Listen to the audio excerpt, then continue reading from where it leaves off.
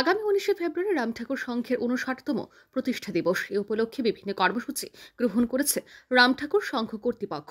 এই কর্মসূচির অঙ্গ হিসেবে রবিবার রাম ঠাকুর সংঘ প্রাঙ্গণে এক রক্তদান শিবিরের আয়োজন করা হয়। এই রক্তদান শিবিরের উদ্বোধন করেন রাজ্য বিজেপি সভাপতি তথা রাজ্যসভার সাংসদ রাজীব ভট্টাচার্য। অনুষ্ঠানে উপস্থিত ছিলেন আগরতলা পৌর নিগমের মেয়র তথা বিধায়ক দীপক মজুমদার, এলাকার বিধায়ক গোপাল চন্দ্র রায়, স্থানীয় কর্পোরেটর অঞ্জনা দাস, অলোক ভট্টাচার্য সহ অন্যান্যরা।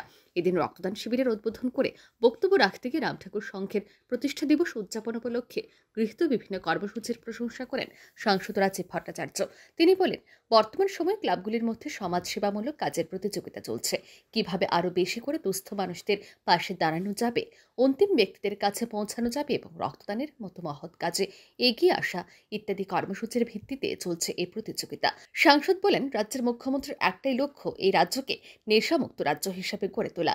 এই কাজ সরকারের একার পক্ষে সম্ভব নয়। এই কাজে সকল ক্লাব এবং নাগরিকদের এগিয়ে আসতে হবে বলে জানান সাংসদ রাজীব ভট্টাচার্য। আর এখন দেখি উল্টা, এখন ক্লাবে ক্লাবে কম্পিটিশন হয় যে আমরা সমাজের জন্য কতটুকু এগিয়ে এসেছি, দুস্থ মানুষের পাশে দাঁড়ানো, মানে একদম সমাজের অন্তিম ব্যক্তি পর্যন্ত তাদেরকে সহযোগিতা করা, ব্লাড ডোনেশন, রক্তদানের মতো মহৎদানে এগিয়ে আসা। বিভিন্ন কর্মসূচির মাধ্যমে আমাদের এই ক্লাবগুলি কম্পিটিশনে এগিয়ে আসে। সত্যি কথা, এই যে নেশা বিরোধী অভিযান আমি দেখেছি রাম ঠাকুর সংঘ বিভিন্ন সময় বিভিন্ন কর্মসূচি রয়েছে। এখানে আমাদের সিনিয়র নেতৃত্বরা রয়েছেন, যে সময় একটা সময় ক্লাবের নেতৃত্ব দিতেন, তারাও বিভিন্ন কর্মসূচির মাধ্যমে এই নেশার হাত থেকে রক্ষা করার জন্য সবাই মাঠে নেমে কাজ করেছে।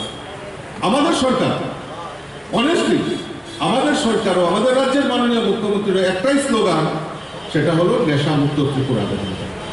তো সরকার বললেই হবে না, প্রশাসনকে সম্পূর্ণভাবে এই সেক্টরে কাজ করার জন্য আমাদের মাননীয় মুখ্যমন্ত্রী মুক্ত হস্তে তাদেরকে কাজ করার জন্য পারমিশন দিয়েছে।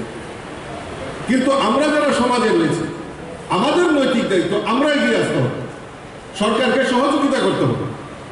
অনুষ্ঠানে বক্তব্য রাখতে গিয়ে আগরতলা পৌর নিগমের মেয়র তথা বিধায়ক দীপক মজুমদার বলেন, জীবনের সবচেয়ে বড় মানবিক ধর্ম পালন করা হচ্ছে রক্তদান করা। তাই রক্তদানকে মহৎদান বলা হয়। ক্লাবের প্রতিষ্ঠা দিবস উপলক্ষে রাম ঠাকুর সংঘের উদ্যোগে রক্তদান শিবিরের আয়োজন করায় সংঘ কর্তৃপক্ষকে অভিনন্দন জানান মেয়র। এবং নিজের একটা ক্লাবের সঙ্গে যুক্ত আছে দীর্ঘদিন ধরে।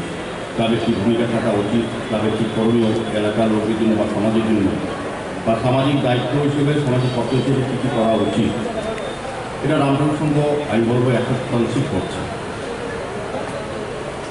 যেহেতু প্রতিষ্ঠা দিবসকে সামনে রেখে বসার প্রতিযোগিতা, নৃত্য, গান, রক্তদান শিবির বা অন্যান্য বিভিন্ন অনুষ্ঠান হয়েছে এবং আগামী দিনও হবে, সবগুলির প্রয়োজনীয়তা আছে। যেহেতু রক্তদান শিবির রক্তদানের কথা বলব প্রথম, এটা একটা অত্যন্ত গুরুত্বপূর্ণ এবং প্রয়োজনীয় কাজ হিসেবে করি।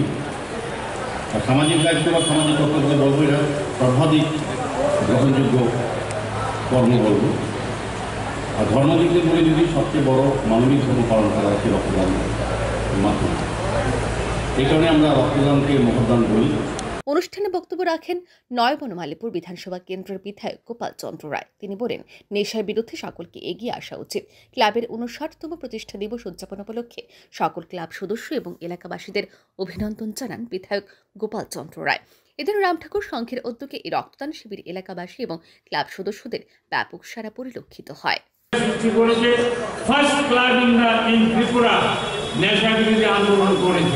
আমি ধন্যবাদ জানাই সবাইকে।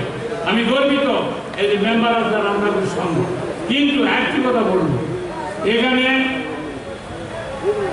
স্বাস্থ্য সেবার একটা দরকার। স্বাস্থ্য এবং শিক্ষা দুইটা না হলে, পরস্পর না হলে ডেভেলপমেন্ট হয় না।